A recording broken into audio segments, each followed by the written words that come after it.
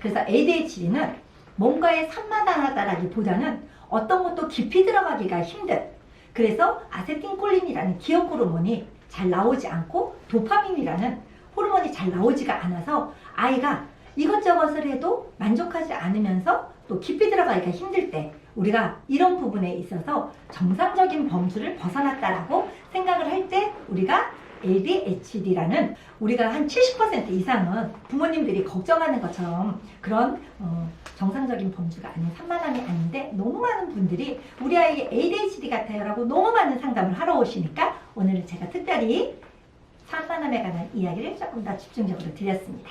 자, 그 다음에 우리 아이의 공격성. 자, 요즘에 우리 아이가 짜증이 많아졌어요. 어떻게 하면 좋을까요?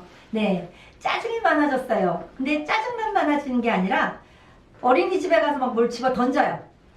마음에 안 들면은 막 화를 내요. 자, 그러면서 물건도 집어 던지고 소리도 지르고 다른 애들 얼굴도 꼬집고 할퀴기도 하고.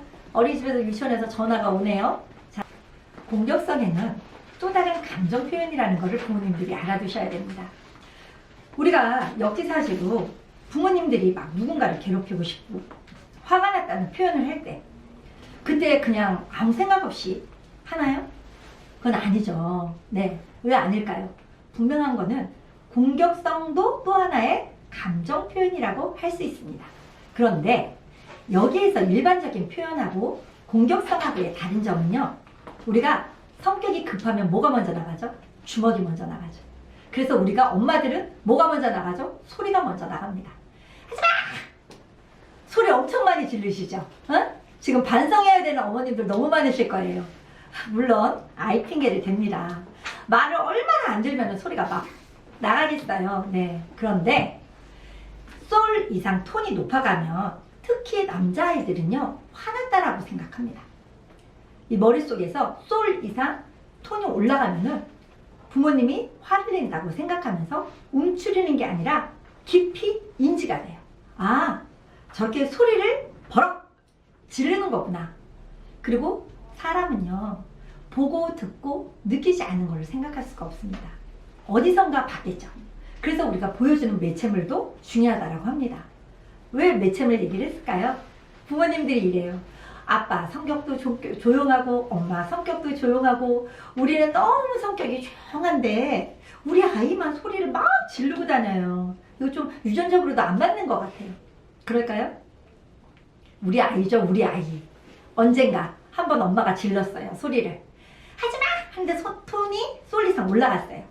본인은 별로 크게 안 질렀다고 생각하겠지만 아이들의 뇌는 우리 어른들의 뇌하고 다르기 때문에 엄청 놀라면서 깊이 탁 인지가 된 거죠. 그래서 무의식 속에 있는 게 탁 튀어나오는 겁니다. 어떻게? 내가 급할 때, 내가 어떻게 할지 모를 때, 자기 조절이 안 될 때 툭 튀어나오는 거죠. 자, 공격성은 감정의 하나의 표현이라고 했는데요. 자, 그 감정 표현을 어떻게 하면 조금 더 편안하게 해줄 수 있을까요? 자, 부모님 조금만 생각하시면 알 거예요. 자, 우리가 막 화가 나서 상대방한테 막 공격을 할 때 사실은 그 상대방을 비난하고 싶거나 화를 내고 싶어서 하는 걸까요? 아닐 거예요. 어떤 것 때문에 하세요?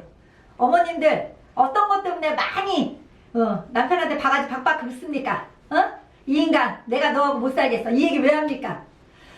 못 살겠다라는 얘기를 하는 게 아니라 화를 내자는 얘기가 아니라 진짜는 내 말 좀 들어봐주고 내 마음 좀 알아줘, 이거죠. 공격성하는 아이들의 마음도 똑같습니다. 왜 그런지 그 이유를 들어봐주면 그 이유가 반드시 이 아이가 중요하게 생각하는 게 있습니다. 아이가 물건을 집어 던졌을 때 하지마! 하지마! 어디서 이런 거를 해? 이렇게 할 게 아니라 물건은 집어 던지는 거 아닌데 왜 그랬어? 화가 많이 났어? 뭐 네가 생각하는 거하고 다른 게 있어? 이렇게 이유를 먼저 물어봐 주셔야 되는 거죠. 그러면 아이가 틀림없이 말을 해요. 내가 이거 빨리 갖고 싶었는데 안 줬어요. 그랬구나. 그런데 그냥 우리 말로 해도 될 것 같은데 다음에는 물건 집어 던지지 말고 이거 나 하고 싶어요. 선생님한테 먼저 말하면 안 될까? 그게 더 좋을 것 같지. 또는 엥 하고 아이가 물건을 탁 집어 던지고 소리를 막 버럭버럭 지르면은 엄마는 소리를 낮추셔야 됩니다.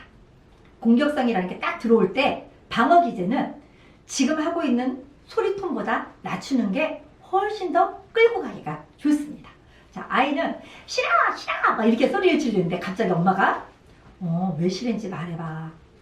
그럼 전혀 상반되는 행동을 하니까 아이가 깜짝 놀라죠. 근데 작은 소리에 더 귀 기울이게끔 되어져 있거든요. 뭐라고? 엄마가 물어보잖아. 왜 지금 소리 지르는지 말해봐봐. 이유가 뭔데? 나 이거 갖고 싶은데 빨리 안 줬잖아. 그러면 엄마 나 이거 갖고 싶어요. 이렇게 말해도 엄마 다 듣는데. 다음번에는 이렇게 그냥 엄마 말해도 충분히 들으니까는 말해줄래? 그러면 훨씬 더 좋겠다. 우리 아들 목소리 너무 좋은데 그냥 조그맣게 말해도 엄마 다 들을 수 있거든? 한번 말해봐봐. 이렇게 해서 꼭 한번 시켜보세요. 왜? 시켜야 되나? 인지시켜야 되니까. 그래서 아이가 조그맣게 말했는데도 부모님이 들어주세요. 그러면은 이 아이 머릿속에는 화내지 않고 뭘 집어던지지 않고 와 하고 자기 감정 조절을 하고 싶은 대로 막 표현하지 않아도 충분하게 소통이 되는구나. 그래 인지가 되면 어린이집 가서 유치원 가서 하지 않아요? 그 행동. 학교 가서도 하지 않아요. 또래관계 형성을 해도 소리 지르기보다는 상대가 소리 질렀을 때 엄마랑 똑같은 행동을 합니다. 조그맣게 말해도 들을 수 있어. 말해봐봐. 화내지 않고도 들을 수 있어. 그 다음에 물건을 탁 집어 던졌을 때 놀라지 않고 그 물건 딱 집어다가 친구한테 갖다 주면서 물건 안 집어 던져도 나 알아들을 수 있어. 이렇게 말을 하죠. 어디서 봤어요? 어머님들이 모델이십니다. 아이들의 리모델. 그 다음에 멘토시죠? 자, 우리 아이 다른 곳에 가서 사랑받으려면 어떻게 해야 될까요? 어머님들의 행동이 조금만 바뀌어도 같은 말을 다르게, 같은 말을 이쁘게 한번 바꿔서 해보세요. 그러면 아이들의 공격성도 확 줄어듭니다.